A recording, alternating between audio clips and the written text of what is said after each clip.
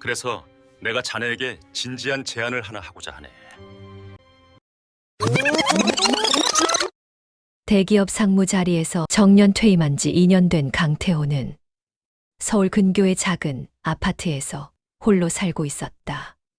그의 삶은 2년 전 40년의 세월을 함께했던 아내 정숙이 암으로 세상을 떠난 후부터 완전히 멈춘 듯했다. 태호는 아내를 잃은 상실감에서 벗어나지 못했다. 넓은 아파트가 텅 비어 있었고 아내가 생전에 가꾸던 베란다에 난 화분만이 태호의 고독을 묵묵히 지켜주고 있었다. 태호는 매일 아침 아내의 사진 앞에서 오늘도 잘 지내라고 말하는 것으로 하루를 시작했다. 태호의 유일한 사회 활동은 매주 목요일 오후에 열리는 은퇴 남성들의 친목 모임이었다. 대기업 출신, 교수, 변호사 등 각 분야에서 한가닥했던 시니어들이 모여 운동과 독서, 시사 토론을 즐기는 모임이었다. 태호는 그 모임에서 유일하게 웃음을 잃은 사람이었다.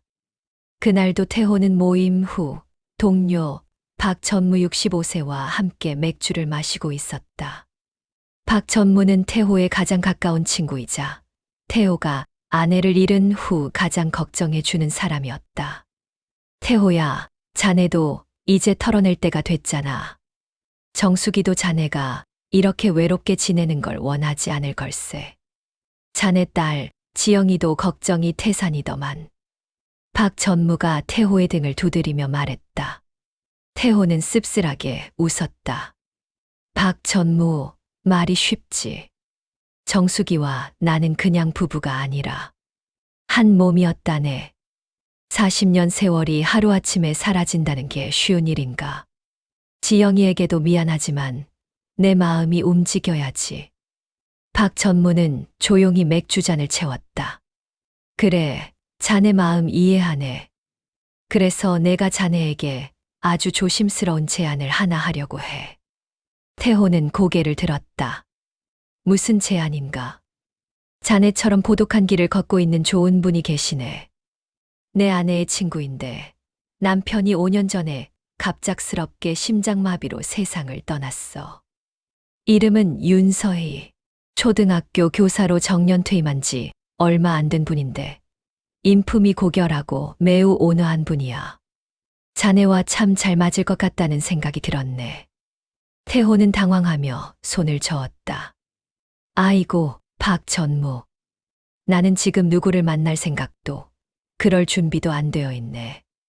자네도 알지 않나? 알아, 태호야.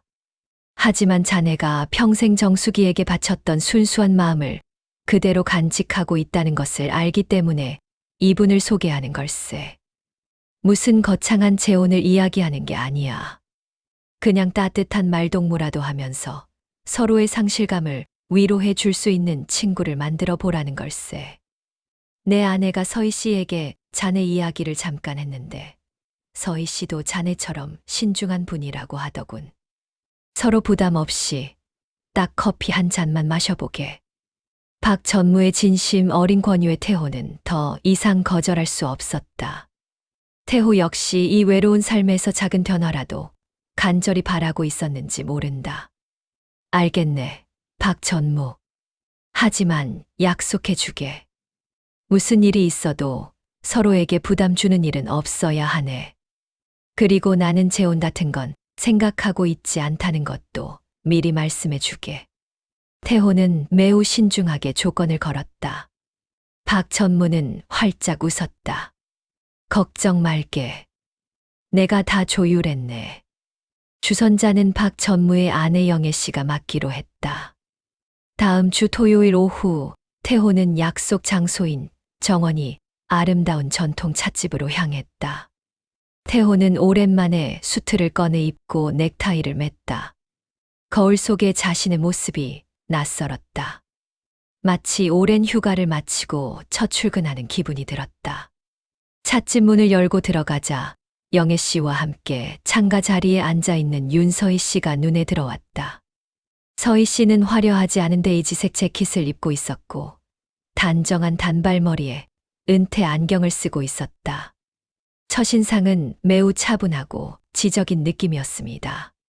그녀의 얼굴에는 세월의 흔적과 함께 은은한 슬픔이 배어 있었는데 그 모습이 태호의 마음을 묘하게 울렸다. 아이고, 태호 씨 오셨어요? 어서 오세요. 영애 씨가 반갑게 맞이했다.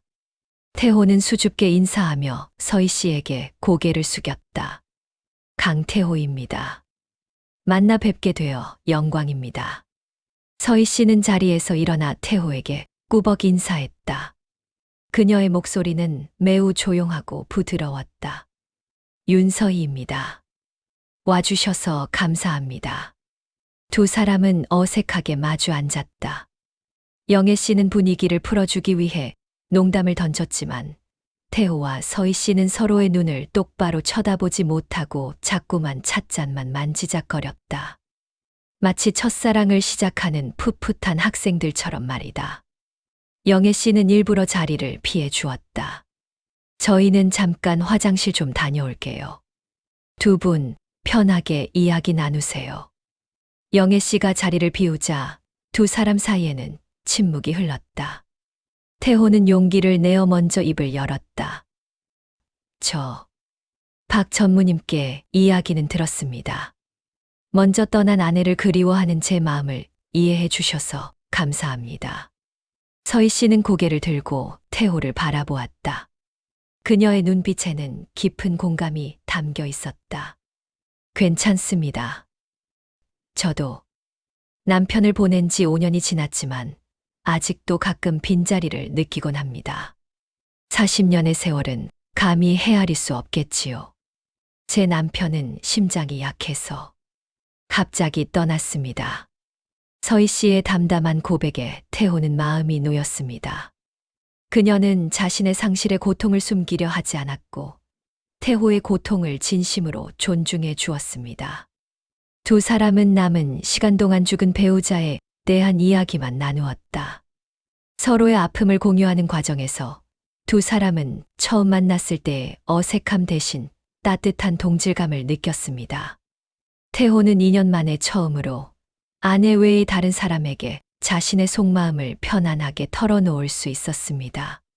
태호 씨, 다음에 혹시 불편하지 않으시다면 제가 가끔 혼자 가는 미술관이 있는데 그곳에 같이 가주실 수 있으신가요?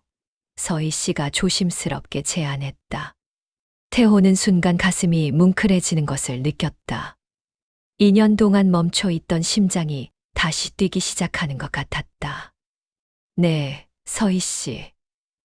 제가 모시겠습니다. 감사합니다. 태호는 떨리는 목소리로 대답했다.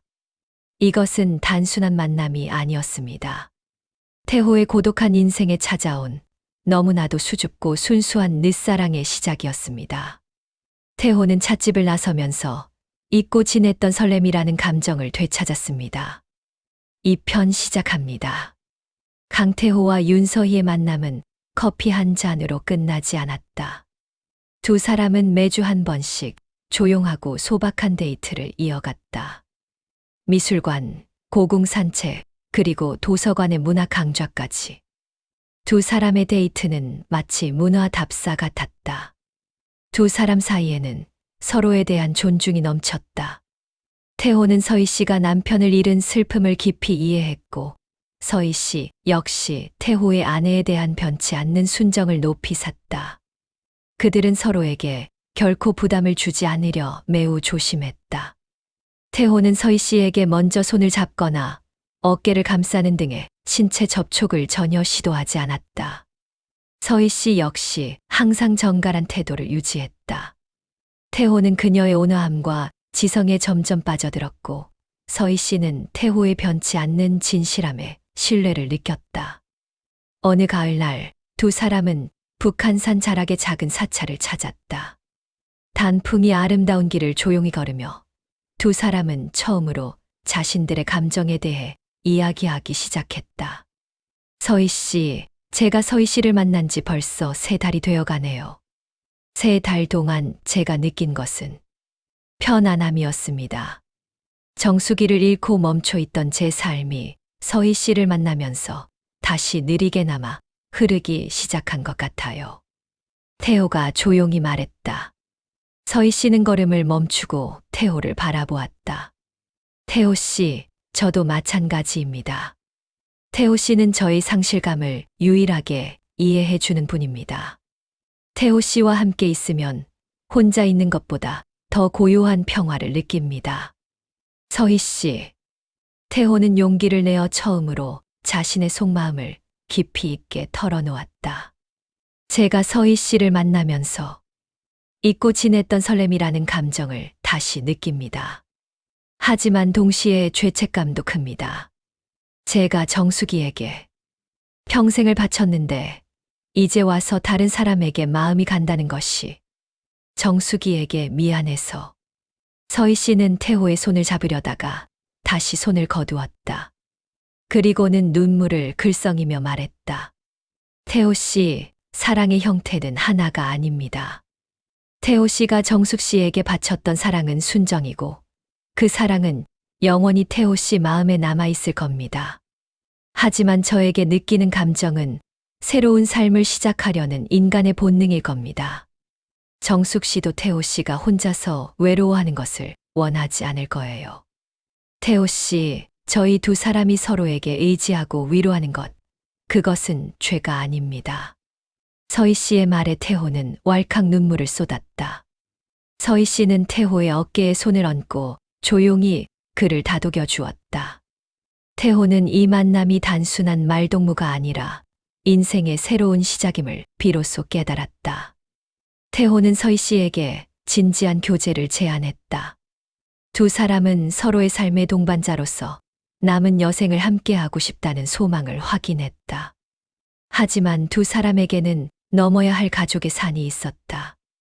태호에게는 결혼해서 미국에 살고 있는 딸 지영이 있었다. 지영이는 엄마가 돌아가신 후 아빠의 외로움을 가장 걱정했지만 동시에 아빠가 다른 여자를 만나는 것에 대해 미묘한 거부감을 가지고 있었다. 서희 씨에게는 국내 대학병원에서 의사로 일하는 아들 정우가 있었다. 정우는 엄마가 외로워하는 것을 알았지만 아빠가 돌아가신 후 엄마에게 헌신적인 태도를 보여왔다. 아들은 엄마가 혹시라도 상처를 입을까봐 걱정이 컸다. 태호는 서희 씨에게 먼저 자신의 딸에게 이 사실을 알리겠다고 했다. 며칠 후 태호는 미국에 있는 딸 지영에게 영상통화를 걸었다. 지영아, 아빠가 너에게 아주 중요한 이야기를 하려고 해. 아빠가 요즘 만나는 분이 계셔. 이름은 윤서희 씨야. 아주 좋은 분이고 아빠가 2년 동안 잊고 살았던 행복을 다시 느끼게 해주는 분이란다. 지영이는 아빠의 말에 잠시 침묵했다. 그리고는 조심스럽게 물었다. 아빠, 그분, 어떤 분이세요? 재혼을 염두에 두고 만나신 거예요. 아직 재혼까지는 생각하지 않고 있어. 하지만 아빠는 서희 씨와 남은 여생을 함께하고 싶어. 서로에게 힘이 되어주면서. 지영이는 쉽게 아빠의 결정을 받아들이지 못했다. 아빠, 엄마가 돌아가신 지 2년밖에 안 됐어요. 엄마를 잊은 건 아니지만 아빠가 너무 빨리 다른 분을 만나는 것이 솔직히 좀 서운해요. 그리고 그분이 아빠의 재산을 노리고 접근하는 건 아닌지. 아빠의 행복을 위해서는 냉정하게 생각해 봐야 해요. 제가 곧 한국에 들어가서 그분을 직접 만나 뵙고 싶어요. 지영이의 경계심은 태호의 예상을 벗어나지 않았다. 태호는 딸의 마음을 이해하고 딸의 반대가 당연하다고 생각했다. 그래, 지영아. 내가 한국에 오면 꼭 서희 씨를 만나보렴. 아빠가 이 만남을 서두르지 않을게. 너의 축복 없이는 아빠도 행복할 수 없으니까. 태호는 지영이의 미묘한 반대에 부딪히자 서희 씨에게도 이 사실을 알리고 잠시 속도 조절을 하자고 제안했다. 서희 씨는 태호의 결정을 존중했고 자신의 아들 정우에게도 조만간 이 사실을 알리겠다고 했다. 늦사랑은 그렇게 순수한 설렘과 함께 가족이라는 현실의 벽 앞에서 잠시 멈추어 섰다. 태호는 딸의 마음을 얻는 것이 서희 씨와의 진정한 행복을 찾는 첫 번째 숙제임을 깨달았다. 3편 시작합니다. 강태호의 딸 지영이 아빠의 새로운 만남에 대해 미묘한 반대 의사를 표명한 후 태호와 서희 씨는 만남의 속도를 늦추기로 했습니다. 그들은 잠시 주 1회 만남 대신 매일 저녁 전화통화로 서로의 하루를 공유하며 마음을 나누었습니다. 전화통화는 두 사람의 순수한 감정을 더욱 깊게 만들었습니다. 태호는 서희 씨의 지성과 따뜻한 마음에, 서희 씨는 태호의 신중함과 책임감에 더 깊이 매료되었습니다. 두 사람은 마치 가슴으로만 교제하는 연인들 같았습니다. 서희 씨는 아들 정우에게 태호와의 관계를 알릴 결심을 했습니다. 정우는 대학병원에서 과도한 업무에 시달리고 있었지만 엄마의 일이라면 언제나 달려오는 효자였습니다. 어느 날 저녁 서희 씨는 아들을 집으로 불러 저녁 식사를 함께 했습니다. 정우야, 엄마가 너에게 중요한 이야기를 해야 할 것 같아. 서희 씨가 조심스럽게 입을 열었습니다. 정우는 수저를 놓고 엄마를 진지하게 바라보았습니다. 네, 엄마. 무슨 일인데요? 엄마가 요즘 만나는 분이 계셔. 이름은 강태우 씨고 너희 아버지처럼 먼저 아내를 떠나보낸 분이란다. 아주 진실하고 엄마에게 위로가 되는 분이야. 정우는 잠시 놀란 표정을 지었지만 이내 미소를 지었습니다. 아, 엄마. 제가 그동안 엄마 혼자 외롭게 지내신 게 얼마나 마음 아팠는지 아세요? 만나는 분이 계시다니 정말 잘 됐어요. 어떤 분이세요? 대기업 상무였다는 박 전무님 모임 분이시죠. 서희 씨는 아들의 의외의 반응에 기뻤습니다. 맞아, 박 전무님의 소개로 만났단다. 태호 씨도 너희 아버지처럼 교양이 깊고 순수한 분이셔. 엄마는 태호 씨와 남은 여생을 서로 의지하며 살고 싶어.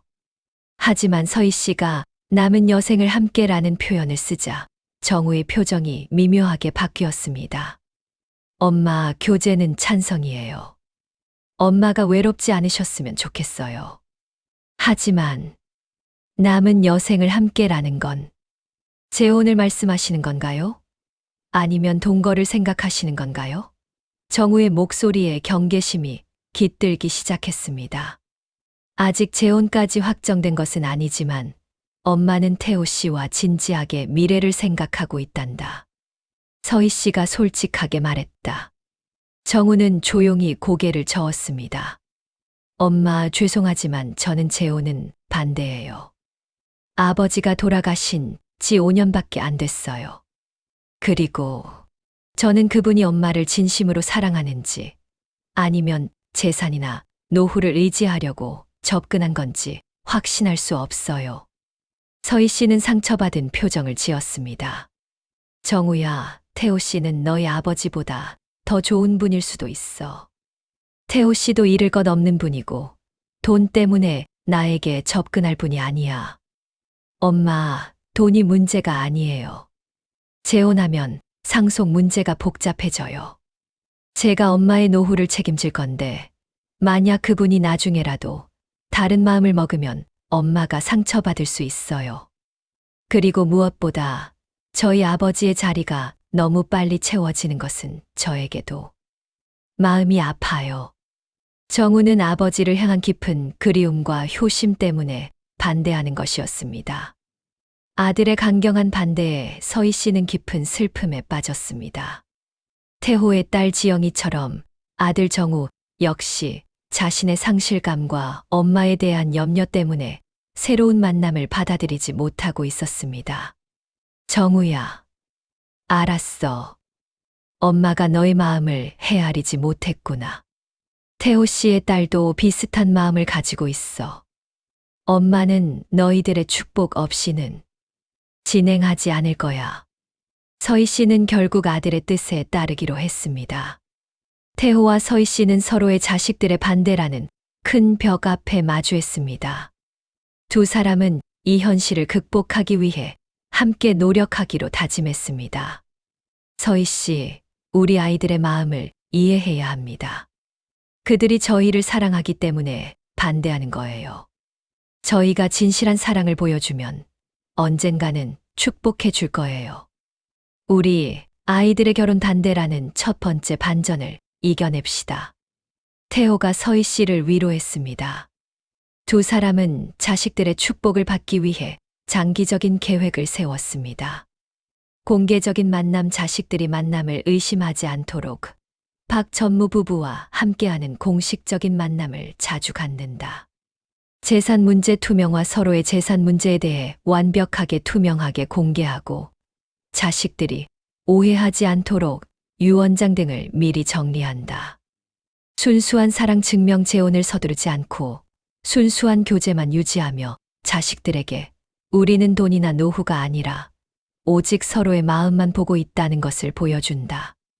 태호는 서희 씨에게 가장 순수한 사랑을 증명하기 위해 자신의 전 재산을 딸 지영이에게 상속한다는 내용의 유언장 초안을 작성했습니다.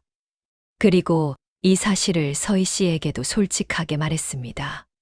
서희 씨, 저는 재혼할지라도 서희 씨에게 경제적으로 의지할 생각은 추호도 없습니다. 제가 가진 모든 것은 딸에게 갈 것이고 저희 노후는 제 연금으로 충분합니다. 서희 씨도 그렇게 해주세요. 오직 사랑만 나누면서 남은 삶을 함께하고 싶습니다. 서희 씨는 태호의 진실된 마음에 눈물을 흘렸습니다. 태호 씨, 저도 마찬가지입니다. 저에게는 태호 씨의 마음만 있으면 됩니다. 두 사람은 자식들의 반대를 극복하기 위해 가장 고귀하고 순수한 형태의 늦사랑을 지향하기로 맹세했습니다. 하지만 두 사람은 알지 못했습니다. 이 가족의 반대를 넘어서는 더 큰 반전이 자신들을 기다리고 있다는 것을. 4편 시작합니다. 강태호와 윤서희는 자식들의 반대라는 첫 번째 벽 앞에서 순수한 사랑 증명이라는 전략을 세웠습니다. 두 사람은 재혼을 서두르지 않고 매일의 통화와 주 1회의 조용하고 건전한 데이트를 이어갔습니다. 태호는 특히 딸 지영이의 마음을 돌리는 데 집중했습니다. 지영이는 아빠가 다른 여자에게 재산을 빼앗길까봐 걱정한다는 것을 알았기에 태호는 유언장 초안을 작성하여 지영이에게 경제적 안정감을 주려 했습니다. 딸 지영이가 드디어 미국에서 한국으로 잠시 들어왔습니다. 태호는 떨리는 마음으로 지영이와 서희 씨와의 첫 만남을 주선했습니다. 만남의 자리에는 박 전무 부부도 함께 참석하여 객관적인 분위기를 조성했습니다. 지영이는 차가운 눈빛으로 서희 씨를 관찰했습니다. 안녕하세요, 윤서희입니다. 지영 씨, 와줘서 고마워요. 아버님께서 지영 씨를 얼마나 아끼는지 저도 잘 알고 있습니다. 서희 씨가 온화하게 인사를 건넸습니다. 안녕하세요. 아빠에게 아내 외의 다른 분이 생겼다는 것에 대해 아직 마음의 정리가 안 되었습니다. 서희 씨께서는 어떤 연유로 아빠를 만나시는 건지 궁금합니다. 혹시 노후나 경제적인 이유가 있으신가요? 지영이는 매우 직설적이고 냉정하게 질문했습니다. 서희 씨는 미소를 지으며 차분하게 대답했습니다. 지영 씨의 마음 충분히 이해합니다. 저도 아버님께 말씀드렸지만 저는 노후를 위한 재정은 충분합니다. 저는 오직 태호 씨의 진심과 따뜻함을 보고 만나는 것입니다. 저는 태호 씨의 재산에는 관심이 없습니다. 지영이는 서희 씨의 차분한 태도와 지적인 말투에 잠시 당황했습니다. 하지만 그녀는 여전히 경계를 풀지 않았습니다. 알겠습니다. 하지만 재혼을 하시면 상속법상 문제가 복잡해집니다. 아빠가 평생 일군 재산은 저희 가족의 것이라고 생각합니다. 지영이가 핵심을 찔렀습니다. 태호는 지영이의 말에 마음이 아팠지만 미리 준비한 대로 솔직하게 말했습니다. 지영아, 아빠는 서희 씨와 결혼하더라도 아빠의 재산은 모두 내 몫이라는 점을 확실히 해둘게. 이미 유언장 초안도 작성해 두었단다. 서희 씨에게는 아빠의 연금과 마음 외에는 아무것도 줄 생각이 없어. 서희 씨도 이 사실을 알고 있고 동의했단다. 아빠는 오직 서희 씨와 사랑만을 나누고 싶단다. 태호의 확고한 태도와 재산 포기 선언에 지영이는 더 이상 할 말이 없었습니다. 서희 씨가 돈 때문에 접근한 것이 아니라는 것을 아빠의 행동으로 증명받은 것입니다. 지영이는 결국 한 발 물러섰습니다. 알겠습니다, 아빠. 서희 씨, 아빠가 이렇게까지 말씀하시면 제가 더 이상 경제적인 문제로 반대하지는 않겠습니다. 하지만 두 분의 재혼은 최소 1년 후에 진행해 주셨으면 합니다. 제가 두 분의 관계를 지켜볼 시간이 필요합니다. 태호는 딸의 조건부 승낙에 감격했습니다. 서희 씨 역시 태호의 진실된 노력에 깊이 감사했습니다. 태호는 이제 서희 씨의 아들 정우의 마음을 얻는 데 집중했습니다. 정우는 의사로서 논리적이고 현실적인 성격이었지만 아버지에 대한 그리움과 엄마에 대한 책임감이 매우 강한 사람이었습니다. 며칠 후 서희 씨의 주선으로 태호는 정우와 함께 저녁 식사를 하게 되었습니다. 정우는 지영이보다 훨씬 더 냉정했습니다. 태호 씨, 저는 이 만남에 대해 여전히 반대 입장입니다. 제 어머니는 저의 전부이고 저는 아버지가 돌아가신 후 어머니의 행복을 위해 헌신했습니다. 태호 씨가 저희 어머니에게 상처를 주면 저는 절대 가만히 있지 않을 겁니다. 태호는 정우의 단호함에 존경심마저 느꼈습니다. 정우 군, 나는 정우 군의 마음을 이해합니다. 정우 군은 어머니를 진심으로 사랑하는 훌륭한 아들입니다. 나도 40년 동안 아내에게 헌신했고 지금은 서희 씨에게 남은 인생을 바치고 싶습니다. 태호는 정우에게 정우의 아버지 이야기를 꺼냈습니다. 정우 군, 나는 정우 군의 아버님을 대체하려는 것이 아닙니다. 나는 서희 씨에게 따뜻한 동반자가 되어주고 싶습니다.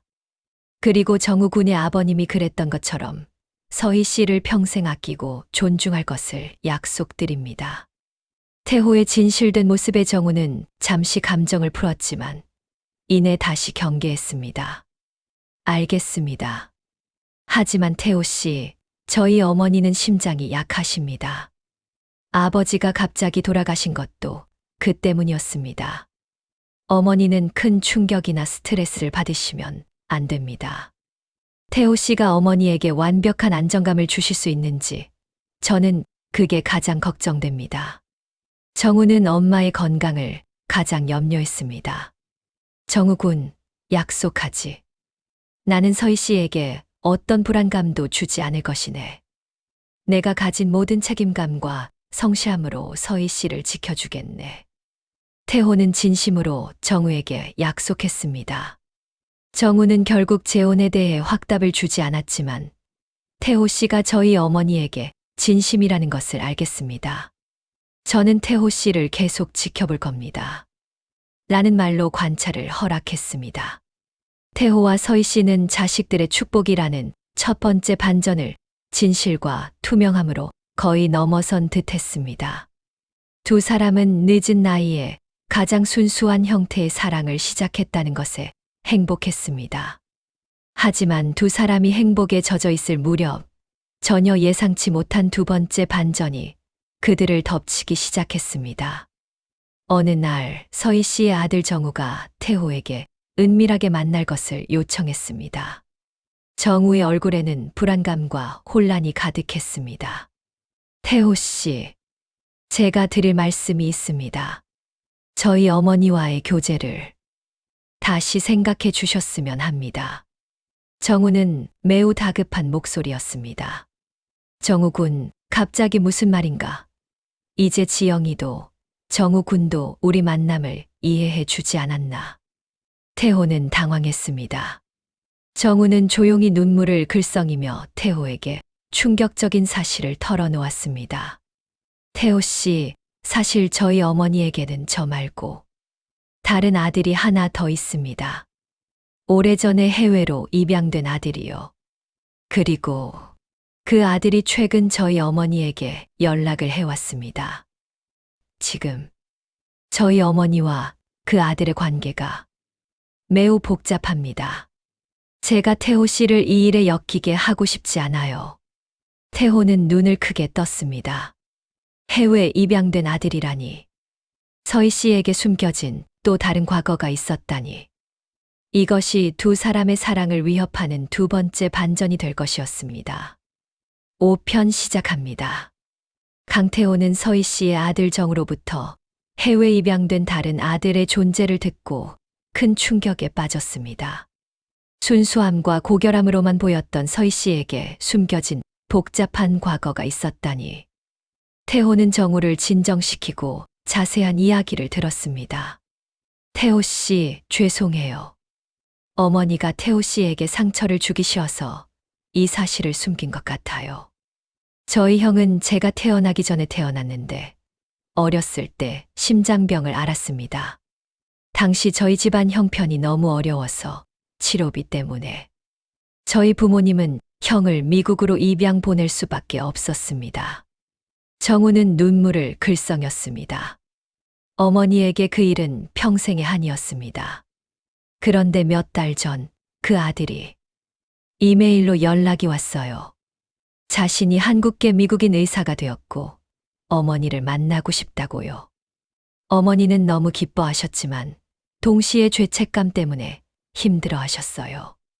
태호는 이 모든 것이 서희 씨의 통제할 수 없는 아픔이었음을 깨달았습니다. 태호는 서희 씨에게 이 사실을 따지기보다는 이해하고 위로해야 한다고 생각했습니다. 정우군, 서희 씨를 탓할 수 없네. 얼마나 고통스러웠겠나. 그런데 그 아들이 왜 지금 우리 만남에 영향을 주는 건가? 태호가 물었습니다. 정우는 얼굴이 창백해졌습니다. 태호 씨, 그 아들이 한국에 들어왔는데 문제가 생겼어요. 그는 저희 어머니에게 금전적인 요구를 하고 있습니다. 자신이 입양되어 겪은 고통에 대한 보상을 해달라고 합니다. 어머니는 그 아들이 안타까워 요구를 들어주려고 하시지만 액수가 너무 큽니다. 그리고 그 아들은 저희 어머니에게 태호 씨와의 관계를 끝내라고 요구하고 있습니다. 자신이 어머니의 유일한 아들이어야 한다고요. 태호는 경악했습니다. 이것은 단순한 가족 문제가 아니었습니다. 협박이었습니다. 정우군, 그 아들이 서희 씨를 협박하고 있는 건가? 네. 그 아들은 어머니에게 내가 태호 씨와 결혼하는 것을 방해하겠다고 했습니다. 어머니는 태호 씨에게 상처를 주고 싶지 않아서 차라리 태호 씨와의 만남을 정리하려고 생각하고 계세요. 정우는 다급하게 말했습니다. 태호는 즉시 서희 씨에게 달려갔습니다. 서희 씨는 태호에게 숨기려고 했지만 태호는 이미 모든 것을 알고 있었습니다. 서희 씨, 정우군에게 모든 이야기를 들었습니다. 왜 나에게 이 사실을 숨기셨나요? 나에게 상처를 줄까봐 그러셨나요? 태호는 서희 씨의 손을 잡았습니다. 서희 씨는 눈물을 쏟으며 태호에게 매달렸습니다. 태호 씨, 죄송해요. 제가 평생 숨겨왔던 수치스러운 과거입니다. 그 아들이 나를 괴롭히는 건 괜찮지만 태호 씨에게까지 불안감을 주고 싶지 않았어요. 태호 씨는 평화로운 삶을 살아야 하는 분이에요. 차라리 저와 헤어지는 것이 태호 씨를 위한 길이라고 생각했어요. 서희 씨, 당신에게는 이 아들을 잃은 아픔이 평생의 한이었을 겁니다. 그 아들이 당신에게 금전적인 요구를 한다고 해서 그 아이를 탓할 수만은 없어요. 하지만 나와의 관계를 끝내라고 협박하는 것은 용납할 수 없습니다. 태호는 단호하게 말했습니다. 태호는 자신이 서희 씨의 방패가 되어 주어야 한다고 생각했습니다. 태호는 대기업 상무 출신으로서 위기를 관리하고 해결하는 능력이 뛰어났습니다. 서희 씨, 이제 혼자 힘들어하지 마세요. 내가 서희 씨의 방패가 되어 주겠습니다. 그 아들을 만나서 이야기를 나눠봅시다. 서희 씨가 그 아들에게 진실된 어머니의 마음을 전할 수 있도록 제가 돕겠습니다.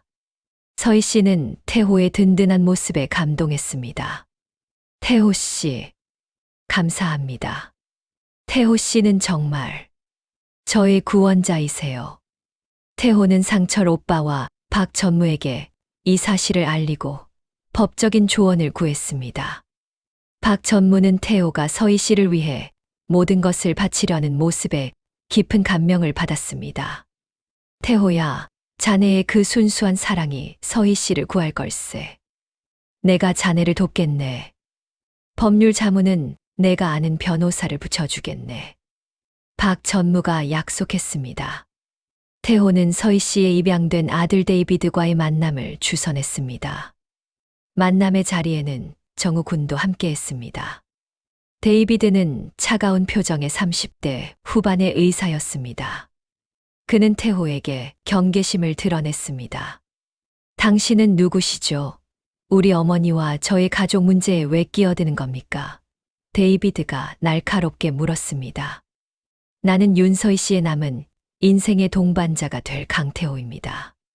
데이비드 씨, 나는 서희 씨를 진심으로 사랑하고 존중합니다. 당신이 어머니에게 금전적인 요구를 하는 것은 이해하지만 어머니의 행복을 협박하는 것은 용납할 수 없습니다. 태호는 단호하게 맞섰습니다. 데이비드는 분노했습니다. 당신이 뭘 아세요? 내가 가난한 한국계 입양아로 미국에서 겪은 고통을 어머니는 저에게 빚을 졌습니다. 저에게 모든 것을 보상하고 제 곁에 있어야 합니다. 당신 같은 외부인은 우리 가족에게 필요 없어요. 태호는 데이비드의 상실감과 분노를 이해했습니다. 하지만 서희 씨를 협박하게 둘 수는 없었습니다. 데이비드 씨, 어머니는 당신에게 평생의 죄책감을 가지고 계십니다. 어머니는 당신을 버린 것이 아니라 살리기 위해 입양을 보낸 것입니다. 당신이 어머니에게 원하는 것이 돈과 복수입니까? 아니면 진정한 어머니의 사랑입니까? 태호가 데이비드의 양심을 건드렸습니다. 태호의 단호하고 진실된 모습에 데이비드는 잠시 흔들렸습니다. 서희 씨는 눈물을 흘리며 데이비드의 손을 잡았습니다. 아들아, 미안하다. 엄마는 너를 단 하루도 잊은 적이 없단다. 엄마에게 필요한 것은 돈이 아니라 너의 따뜻한 미소뿐이란다. 이 만남은 서희 씨의 숨겨진 아픔을 해결하는 시작점이 되었지만 데이비드의 협박은 쉽게 멈추지 않았습니다. 태호는 서희 씨의 복잡한 과거를 짊어지고 늦사랑의 진술을 증명해야 하는 더 큰 시련에 직면했습니다. 자식의 반대라는 첫 번째 반전을 넘어선 두 사람에게 숨겨진 아들의 협박이라는 두 번째 반전이 그들의 사랑을 벼랑 끝으로 몰고 갔습니다. 6편 시작합니다. 강태호는 윤서희에 입양된 아들 데이비드의 협박에 정면으로 맞섰습니다. 데이비드는 태호와의 만남 이후에도 서희 씨에게 금전적 요구와 함께 태호와의 관계를 즉시 끝내라는 압력을 계속했습니다. 그는 자신이 겪은 상실의 고통을 어머니와 태호에게 보상받으려 했습니다. 태호는 상철 오빠의 조언을 받아 데이비드의 행동을 면밀히 관찰하기 시작했습니다. 박 전무가 소개한 변호사는 데이비드의 요구가 불법적인 협박에 해당될 수 있음을 경고했습니다. 태호는 서희 씨에게 가장 중요한 것은 데이비드에게 어머니의 진심을 전달하는 것이라고 강조했습니다. 서희 씨, 데이비드 씨는 당신에게 돈을 요구하는 것이 아니라 당신의 버려진 아픔에 대한 인정을 요구하는 겁니다. 우리가 돈으로 그를 막으려 하면 그는 더 큰 복수심을 가질 겁니다. 태호는 서희 씨가 데이비드에게 눈물의 사죄를 담은 편지를 쓰도록 도왔습니다. 편지에는 서희 씨가 데이비드를 입양 보낸 후 겪었던 20년의 고통과 그리움이 담겨 있었습니다. 한편 태호는 데이비드의 금전적 요구에 대해 법적이고 합리적인 제안을 준비했습니다. 데이비드의 병원 경력과 전문성을 바탕으로 한국의 의료계와 협력할 수 있는 사업 기회를 제공하는 것이었습니다. 태호는 데이비드를 다시 만났습니다. 태호는 서희 씨의 편지와 함께 자신이 준비한 사업 제안서를 건넸습니다. 데이비드 씨, 서희 씨의 편지를 읽어보세요. 그리고 이 사업 제안서를 보세요. 저는 당신이 어머니에게 받은 정신적인 고통을 돈으로 보상받기보다 당신의 능력으로 한국 사회에서 성공하는 모습을 어머니에게 보여주는 것이 진정한 위로라고 생각합니다. 저는 당신의 한국 정착과 사업을 전폭적으로 지원하겠습니다. 데이비드는 서희 씨의 눈물 어린 편지를 읽고 깊은 감동을 받았지만 태호의 사업 제안에는 경계심을 풀지 않았습니다. 당신은 왜 저에게 이렇게까지 하는 겁니까? 저와 어머니의 관계를 방해하는 것이 당신에게 더 이득이 아닌가요? 데이비드가 날카롭게 물었습니다. 데이비드 씨, 나는 서희 씨를 사랑하기 때문입니다. 서희 씨는 당신에게 죄책감을 느끼고 있습니다.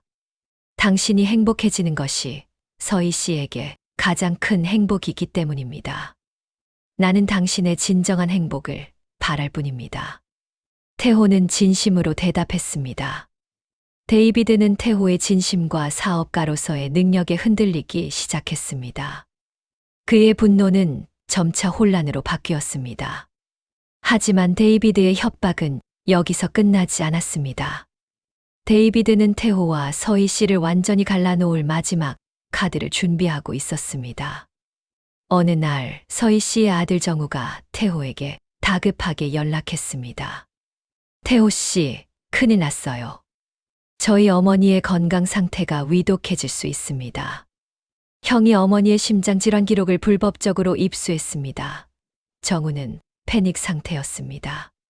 정우는 어머니의 건강을 염려하는 마음이 컸기에 어머니의 심장질환에 대한 기록을 철저히 관리하고 있었습니다. 그런데 데이비드가 해킹을 통해 그 기록을 입수했던 것입니다. 데이비드가 왜 심장질환 기록을 입수했지?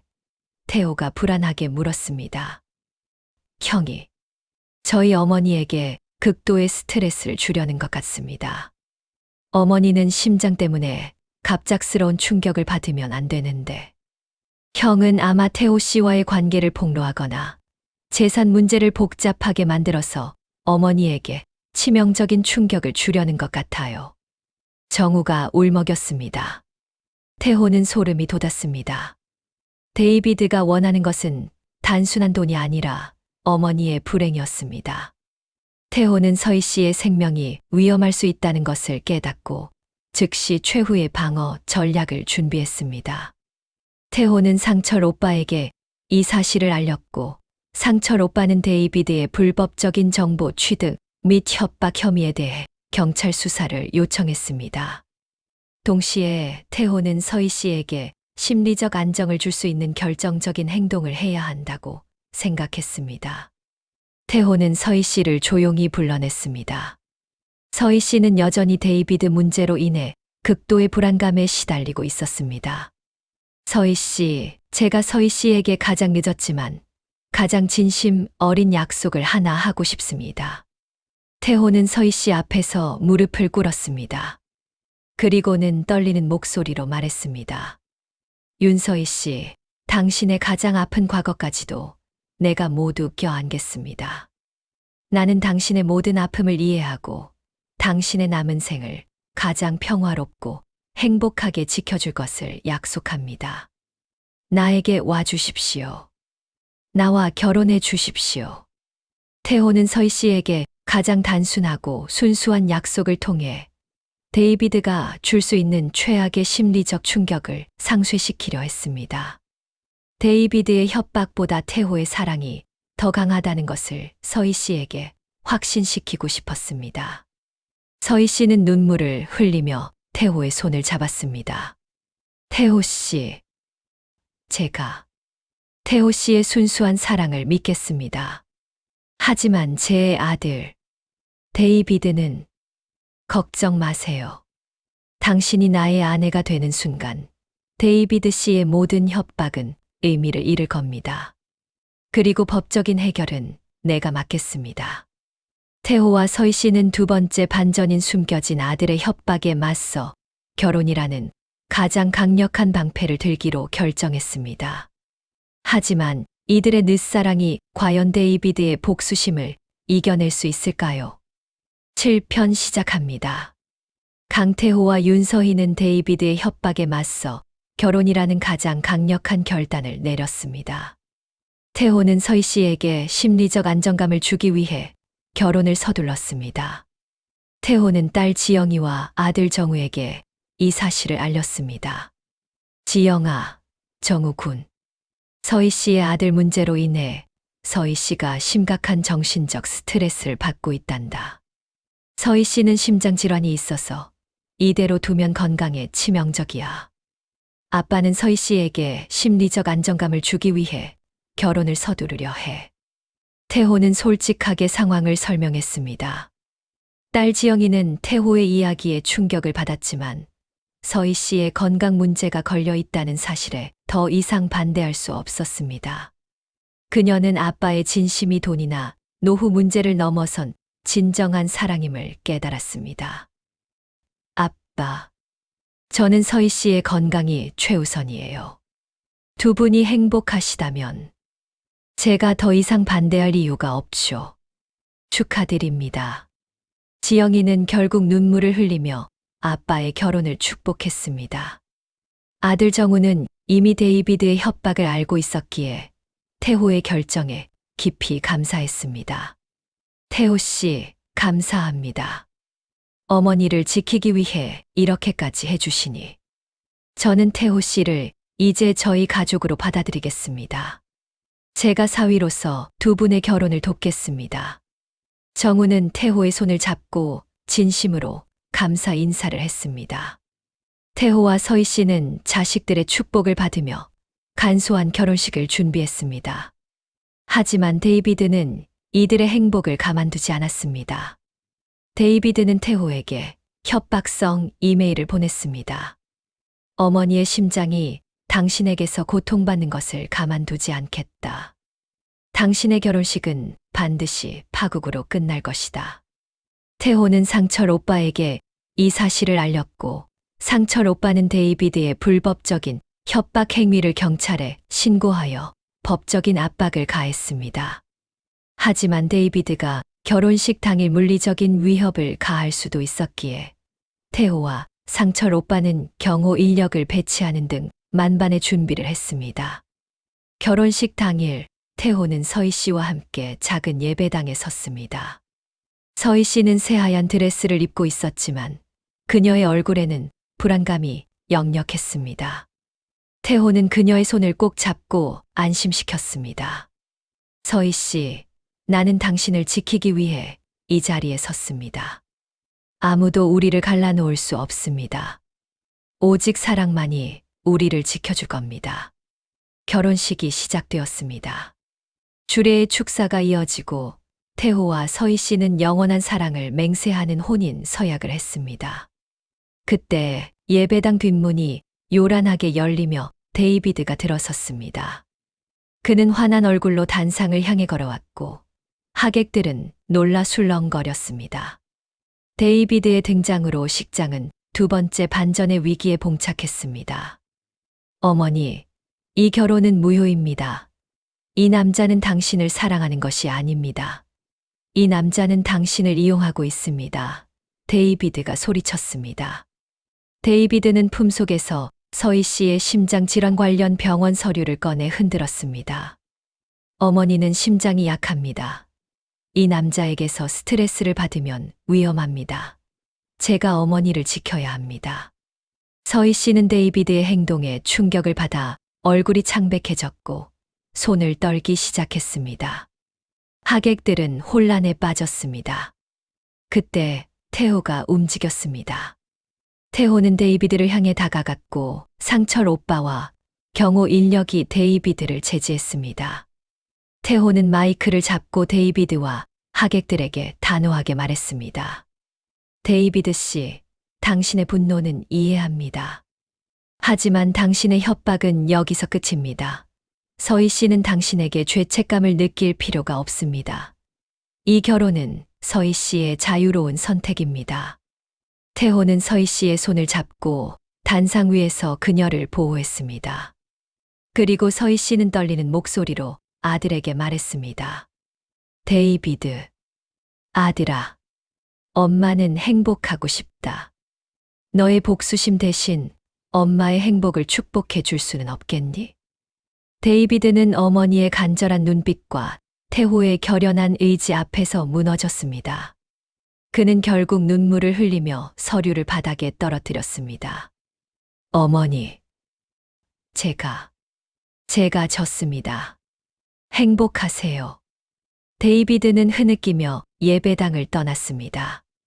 태호와 서희 씨는 숨겨진 아들의 협박이라는 두 번째 반전을 진정한 사랑과 용기로 이겨냈습니다. 데이비드의 협박이 사라지자 두 사람은 가장 평화롭고 순수한 늦사랑을 완성했습니다. 태호는 서희 씨를 끌어안고 조용히 속삭였습니다. 이제 아무도 우리를 갈라놓을 수 없습니다. 서희 씨, 내가 당신의 영원한 보호자가 되겠습니다. 두 사람은 하객들의 뜨거운 박수 속에서 늦사랑의 진수를 이루며 행복한 결혼식을 마쳤습니다. 8편 시작합니다. 강태호와 윤서희는 데이비드의 협박이라는 폭풍우를 이겨내고 마침내 결혼에 성공했습니다. 두 사람은 태호의 아파트에서 신혼생활을 시작했고, 태호는 서희 씨에게 평화로운 삶을 선물하기 위해 모든 것을 바쳤습니다. 태호는 매일 아침 서희 씨를 위해 건강식 아침 식사를 준비했고, 서희 씨의 취미인 화초 가꾸기를 함께하며 소소한 행복을 누렸습니다. 서희 씨의 심장 건강을 위해 스트레스 요인은 모두 제거했고, 매일 저녁에는 함께 산책하며 깊은 대화를 나누었습니다. 두 사람은 늦사랑의 진수를 보여주었습니다. 수줍음과 순수함을 간직한 채 서로의 상실감을 채워주고 존재 자체를 위로하는 사랑이었습니다. 아들 정우와 딸 지영은 두 사람의 결혼을 진심으로 축복했습니다. 정우는 태호가 어머니를 지키기 위해 보여준 책임감에 감동했고, 지영이는 아빠가 2년 동안 잃었던 웃음을 되찾은 것에 감사했습니다. 지영이는 한국에 머무는 동안 서희 씨와 친밀한 관계를 맺으며 진정한 가족이 되었습니다. 입양된 아들 데이비드는 결혼식 후 미국으로 돌아갔습니다. 태호는 상철 오빠를 통해 데이비드에게 사업 지원금을 전달하며 화해의 손길을 내밀었습니다. 돈이 아닌 진정한 가족의 인정을 바랐던 데이비드는 결국 태호의 진심에 감동했습니다. 그는 서희 씨에게 사죄의 편지를 보냈고, 서희 씨는 아들을 용서하며 평생의 한을 풀었습니다. 김영민 씨는 태호의 도움으로 사업을 재개했고, 이제는 어엿한 중소기업 대표로 성장했습니다. 그는 태호와 서희 씨에게 매년 감사 인사를 전하며 두 사람의 행복을 빌었습니다. 결혼 3주년이 되던 해, 태호와 서희 씨는 모든 것을 정리하고 제주도의 작은 마을로 내려갔습니다. 태호는 아내의 고독을 덜어주기 위해 작은 갤러리, 카페를 열었고, 서희 씨는 그곳에서 퇴임 후 봉사 활동을 하며 지역 주민들과 어울렸습니다. 태호는 갤러리 카페를 운영하며 서희 씨의 순수한 미소를 매일 볼 수 있다는 것에 감사했습니다. 그들의 삶은 잔잔한 호수와 같았고, 가장 평화로운 늦사랑의 결실이었습니다.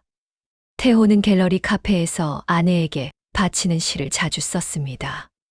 40년의 순정, 잃어버린 2년의 고독, 그리고 60대의 문턱에서 만난 가장 순수하고 고귀한 당신. 윤서희, 당신은 나의 마지막 봄입니다. 어느 날 저녁, 태호는 서희 씨와 함께 바닷가를 산책했습니다. 여보, 나를 만나서 후회하지 않으시죠? 제가 당신의 복잡했던 과거까지 모두 짊어지게 했으니. 태호가 조심스럽게 물었습니다. 서희 씨는 태호의 손을 잡고 미소를 지었습니다. 여보, 나는 당신을 만나 구원받았어요. 당신은 나에게 가장 든든한 방패였고 가장 따뜻한 위로였어요. 당신의 순수한 사랑이 나의 모든 아픔을 치유해 주었어요. 여보, 사랑해요. 태호는 서희 씨의 눈에 담긴 진실된 사랑을 확인하며 자신의 선택이 옳았음을 깨달았습니다. 그들의 늦사랑은 모든 역경과 반전을 이겨낸 가장 아름다운 결실이었습니다. 태호와 서희 씨는 제주도의 푸른 바다 앞에서 서로를 끌어안았습니다. 두 사람은 남은 여생을 서로의 위로가 되어주며 늦사랑의 진수를 보여주는 가장 행복한 부부로 살 것입니다. 9편 시작합니다. 강태호와 윤서희의 늦사랑은 제주도에서 가장 아름다운 결실을 맺었습니다. 갤러리 카페 늦봄은 지역 주민들과 관광객들에게 잔잔한 감동을 선사하는 명소가 되었습니다. 태호는 서희 씨와 함께하는 매일의 일상이 가장 큰 행복이었습니다. 두 사람은 이제 손주들을 보는 즐거움으로 살았습니다. 딸 지영이와 아들 정우는 정기적으로 제주도를 찾아 부모님을 뵈었고 두 집안의 손주들은 대가족의 따뜻한 사랑 속에서 성장했습니다. 태호는 자신의 40년 순정과 늦사랑의 진심이 결국 모든 반전과 역경을 이겨냈음을 깨달았습니다. 그들의 삶은 진실한 사랑은 나이를 불문하고 모든 것을 이긴다는 것을 증명했습니다. 어느 날 태호는 갤러리 카페 늦봄을 정리하며 서희 씨에게 말했습니다. 여보, 우리 이제 버킷리스트를 시작할 때가 된 것 같아요. 우리 오래된 유럽의 미술관들을 함께 걸어보기로 하지 않았나요? 서희 씨는 환하게 웃었습니다. 네, 여보. 저는 여보와 함께라면 어디든 좋아요. 제가 가진 모든 지성과 순수함을 당신과 함께 나누고 싶어요. 두 사람은 자신들의 모든 것을 내려놓고 오직 서로의 존재에만 의지하며 인생의 마지막 여정을 떠날 준비를 했습니다. 태호는 서희 씨의 심장에 무리가 가지 않도록 모든 여행 일정을 가장 평화롭고 느린 속도로 짰습니다.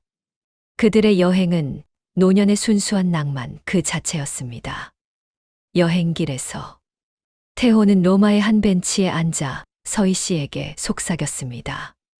여보, 내가 당신에게 가장 감사한 것은 당신의 가장 아픈 과거까지도 나에게 위로가 되었다는 것입니다. 당신의 아픔이 나를 더 강하고 진실한 사람으로 만들었습니다. 서희 씨는 태호의 손을 잡고 눈물을 흘렸습니다. 여보, 나는 당신의 40년 순정이 나에게 새로운 삶을 선물해 준 것이 가장 감사합니다. 당신이 아니었다면 나는 평생 죄책감 속에서 살았을 거예요. 두 사람은 서로의 상실과 고통을 새로운 삶의 동력으로 승화시켰습니다. 결국 강태호와 윤서희의 순수하고 고귀한 늦사랑은 모든 역경을 이겨내고 가장 아름다운 결실을 맺었습니다. 그들의 사랑은 자식들에게 진정한 가족의 의미를 가르쳐 주었고, 사회에는 노년의 사랑에 대한 새로운 희망을 선사했습니다.